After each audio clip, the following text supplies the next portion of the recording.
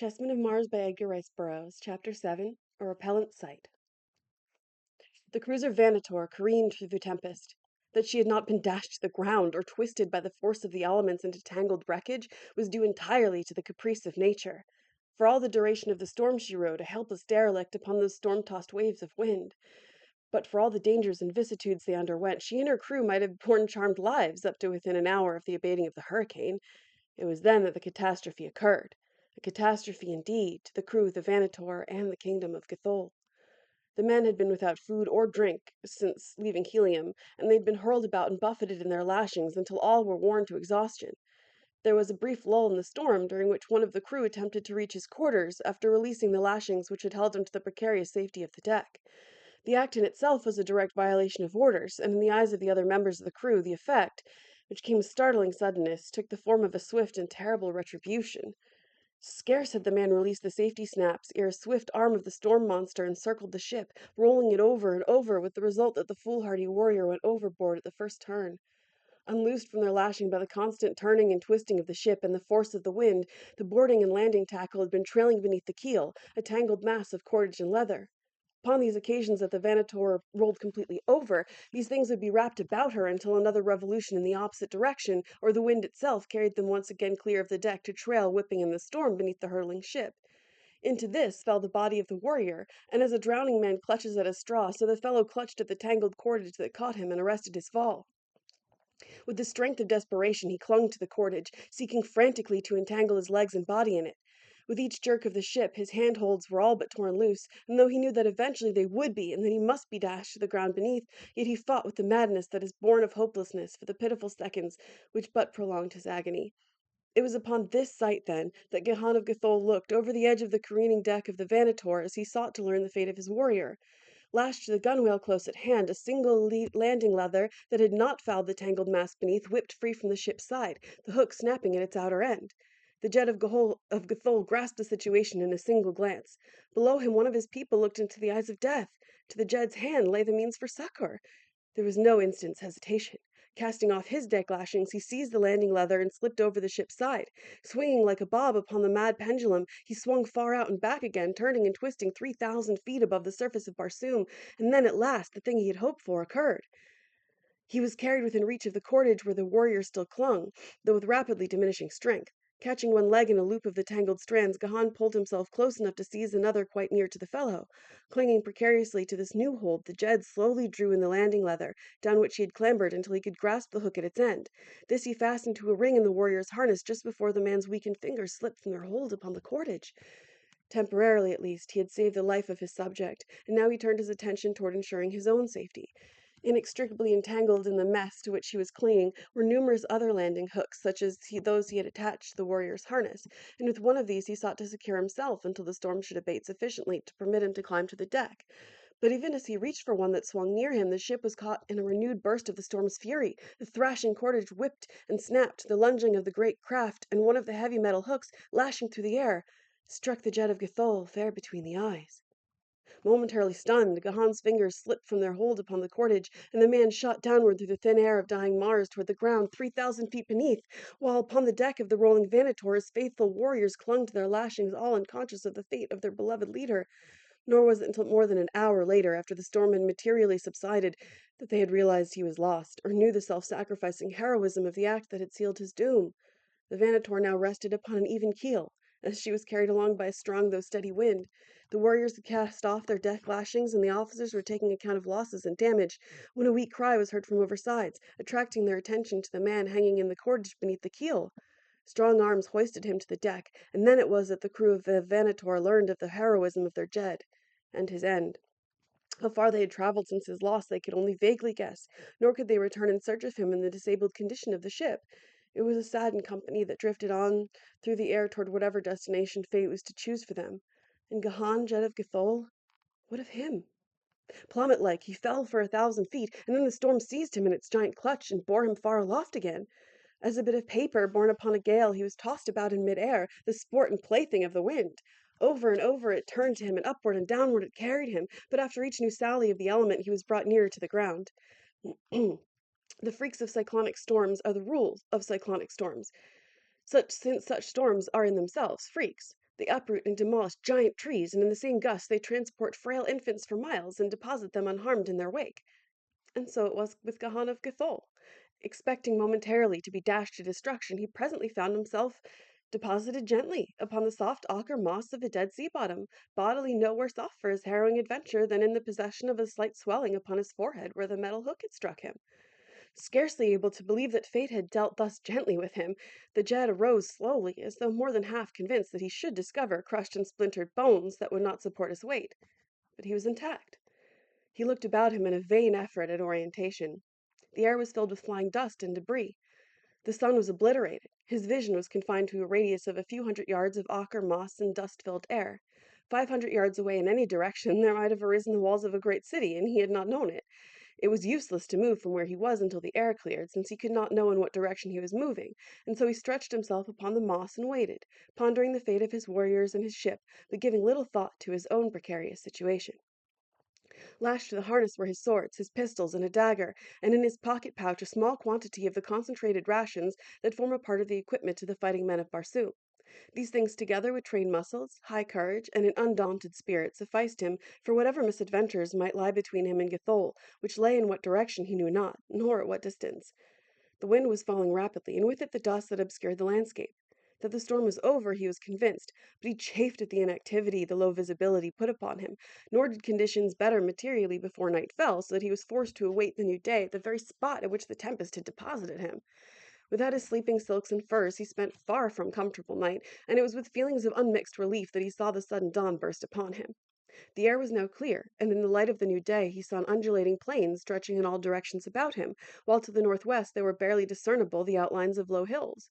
Toward the southeast of Gathol was such a country, and as Gahan surmised the direction and the velocity of the storm to have carried him somewhere in the vicinity of the country he thought he recognized, he assumed that Gathol lay behind the hills he now saw, whereas in reality it lay far to the northeast. It was 2 days before Gahan had crossed the plain and reached the summit of the hills from which he hoped to see his own country, only to meet at last with disappointment.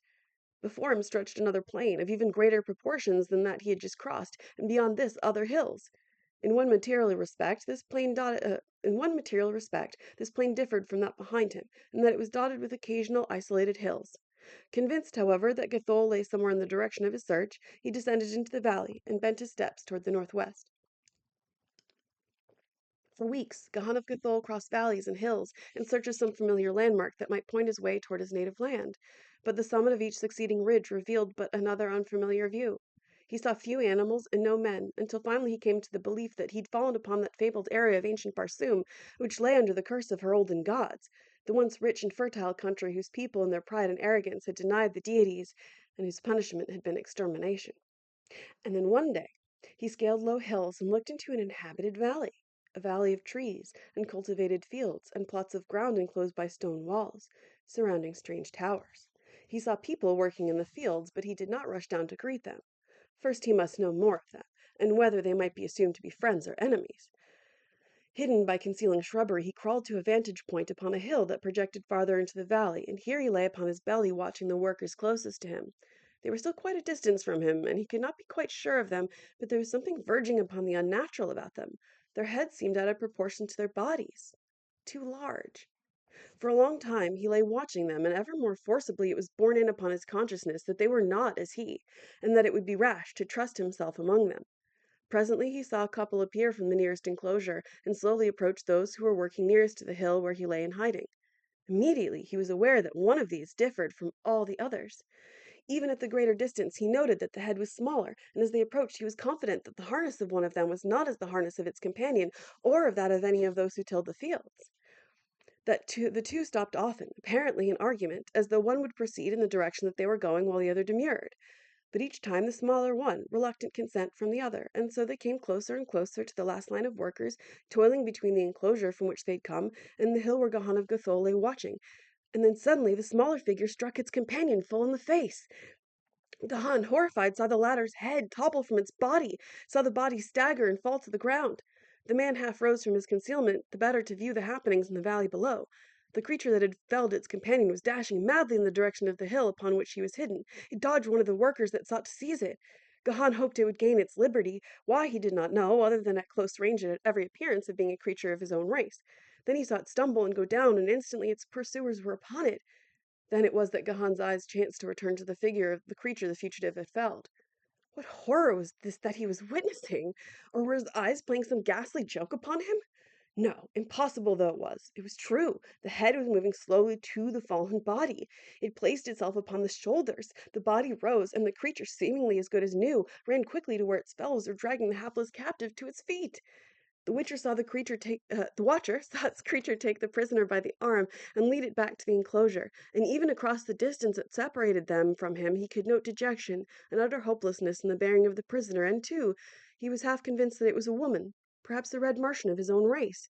Could he be sure that this was true, he must make some effort to rescue her, even though the customs of his strange world required it only in case she was of his own country. But he wasn't sure. She might not be a red Martian at all, or if she were, it was possible that she sprang from an enemy people as not. His first duty was to return to his own people with as little personal risk as possible, and though the thought of adventure stirred his blood, he put the temptation aside with a sigh and turned away from the peaceful and beautiful valley that he longed to enter, for it was his intention to skirt its eastern edge and continue his search for Gathol beyond. As Gahan of Gathol turned his steps along the southern slopes of the hill that bound Barsoom upon the south and east, his attention was attracted toward a small cluster of trees a short distance to his right. The low sun was casting long shadows. It would be soon night. The trees were off the path that he had chosen, and he had little mind to be diverted from his way, but as he looked again, he hesitated. There was something there, besides boles of trees and underbrush. There were suggestions of familiar lines of the handicraft of man. Gahan stopped and strained his eyes in the direction of the thing that had arrested his attention. No, he must be mistaken. The branches of the trees and a low bush had taken on an unnatural semblance in the horizontal rays of the setting sun. He turned and continued upon his way, but as he cast another side glance in the direction of the object of his interest, the sun's rays were shot back into his eyes from a glistening point of radiance among the trees. Gahan shook his head and walked quickly toward the mystery, determined now to solve it. The shining object still lured him on, and when he'd come closer to it, his eyes went wide in surprise, for the thing that they saw was naught else than the jewel-crusted emblem upon the prow of a small flyer. Gahan, his hand upon his short sword, moved silently forward, but as he neared the craft he saw that he had naught to fear, for it was deserted. Then he turned his attention toward the emblem. As its significance was flashed to his understanding, his face paled and his heart went cold. It was the insignia of the house of the Warlord of Barsoom. Instantly he saw the dejected figure of the captive captive leading back to her prison in the valley just beyond the hills. Tara of Helium! And he'd been so near to deserting her to her fate. The cold sweat stood in beads upon his brow. A hasty examination of the deserted craft unfolded to the young Jed the whole tragic story. The same tempest that had proved his undoing had borne Tara of Helium to this distant country. Here, doubtless, she had landed in hope of obtaining food and water, since without a propeller she could not hope to reach her native city or any other friendly port other than by the nearest caprice of fate. The flyer seemed intact, except for the missing propeller, and the fact that it had been carefully moored in the shelter of the clump of trees indicated that the girl had expected to return to it, while the dust and leaves upon its deck spoke of the long days and even weeks since she had landed. Mute yet eloquent proofs, these things, that Tara of Helium was a prisoner, and that she was the very prisoner whose bold dash for liberty he had so recently witnessed he had now not the slightest doubt. The question now revolved solely about her rescue. He knew to which tower she'd been taken, that much and no more. Of the number, the kind, or the disposition of her captors, he knew nothing, nor did he care. For Tara of Helium, he would face a hostile world alone. Rapidly he considered several plans for succoring her, but the one that appealed most strongly to him was that which offered the greatest chance of escape for the girl should he be successful in reaching her. His decision reached, he turned his attention quickly toward the flyer. Casting off its lashings, he dragged it out from beneath the trees, and mounting to the deck tested out the various controls. The motor started at a touch and purred sweetly, the buoyancy tanks were well stocked, and the ship answered perfectly to the controls which regulated her altitude. There was nothing needed but a propeller to make her fit for the long voyage to Helium. Gahan shrugged impatiently. There might not be a propeller within 1,000 ha'ads. But what mattered it? The craft, even without a propeller, would still answer the purpose of his plan required, provided the captors of Tara of Helium were a people without ships, and he had seen nothing to suggest that they had ships. The architecture of their towers and enclosures assured him that they had not. The sudden Barsoomian night had fallen. Cluros rode majestically upon the high heavens. The rumbling roar of a banth reverberated among the hills.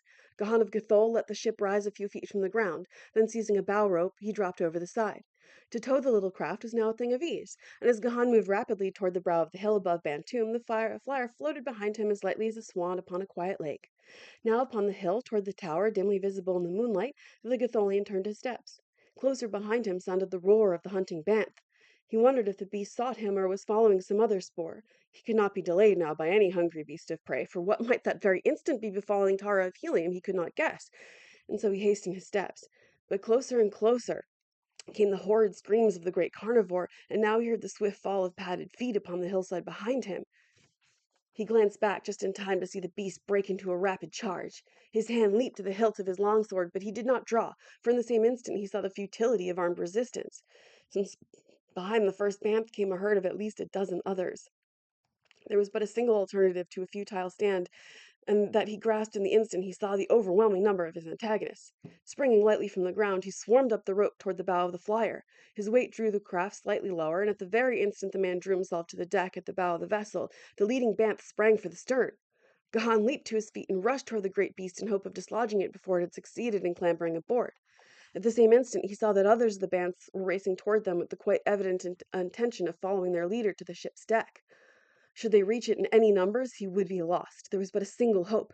Leaping for the altitude control, Gahan pulled it wide. Simultaneously, 3 banths leaped for the deck. The craft rose swiftly. Gahan felt the impact of a body against the keel, followed by the soft thuds of the great bodies as they struck the ground beneath. His act had not been an instant too soon, and now the leader had gained the deck and stood at the stern with glaring eyes and snarling jaws. Gahan drew his sword. The beast, possibly disconcerted by the novelty of his position, did not charge. Instead, it crept slowly toward its intended prey. The craft was rising, and Gahan placed a foot upon the control and stopped the ascent. He did not wish to chance rising to some higher air current that would bear him away. Already the craft was moving slowly toward the tower, carried thither by the impetus of the banth's heavy body leaping upon it from the stern. The man watched the slow approach of the monster, the slavering jowls, the malignant expression of the devilish face. The creature, finding the deck stable, appeared to be gaining confidence, and then the man leaped suddenly to one side of the deck, and the tiny flyer heeled as suddenly in response. The banth slipped and clutched frantically at the deck. Gahan leaped in with his naked sword. The great beast caught itself and reared upon its hind legs to reach forth and seize this presumptuous mortal that dared question its right to the flesh it craved. And then the man sprang to the opposite side of the deck. The banth toppled sideways at the same instant that it attempted to spring. A raking talent passed close to Gahan's head at the moment his sword lunged through the savage heart, and as the warrior wrenched his blade from the carcass, it slipped silently over the side of the ship. A glance below showed that the vessel was drifting in the direction of the tower to which Gahan had seen the prisoner led. In another moment or two it would be directly over it. The man sprang to the control and let the craft drop quickly toward the ground where followed the banths, still hot for their prey. To land outside the enclosure spelled certain death, while inside he could see many forms huddled upon the ground as in sleep. The ship floated now but a few feet above the wall of the enclosure. There was nothing for it but to risk all on a bold bid for fortune, or drift helplessly past without hope of returning through the banth-infested valley, from many points of which he could now hear the roars and growls of these fierce Barsoomian lions. Slipping over the side, Gahan descended by the trailing anchor rope until his feet touched the top of the wall, where he had no difficulty in arresting the slow drifting of the ship. There he drew up the anchor and lowered it inside the enclosure. Still there was no movement upon the part of the sleepers beneath. They lay as dead men. Dull lights shone from openings in the tower, but there was no sign of guard or walking inmate. Clinging to the rope, Gahan lowered himself within the enclosure, where he had his first close view of the creatures lying there in what he had thought sleep. With a half-smothered exclamation of horror, the man drew back from the headless bodies of the rykors. At first he thought them corpses of decapitated humans like himself, which was quite bad enough, but when he saw them move and realized they were endowed with life, his horror and disgust became even greater. Here, then, was the explanation of the thing he had witnessed that afternoon, when Tara of Helium had struck the head from her captor and Gahan had seen the head crawl back to its body. And to think that the pearl of helium was in the power of such hideous things as these. Again the man shuddered, but he hastened to make fast the flyer, clamber again to its deck, and lower it to the floor of the enclosure. Then he strode through it toward a door in the base of a tower, stepping lightly over the recumbent forms of the unconscious rykors, and crossing the threshold, disappeared within. Join me next week for Chapter 8, Close Work. And, yeah, thanks for joining me for Tara Tuesdays. I hope it has been wonderful for you as well. Um, and I am excited for you to find out what happens when our two heroes meet. Because, Tara, she's still pissed at Gahan of Gathol for saying I love you after their first dance, which you know, yeah, yeah, I think I would also be like, you said you love me after one dance. I mean, yeah, after one dance, say you like me and you want to take me out. Like, you want to, get to know me better, but don't be like, I love you and you love me too, which is what he did. So, he's, I guess he's working that off right now. Okay, so join me next week for chapter 8, Close Work, in which Gahan goes to save Tara.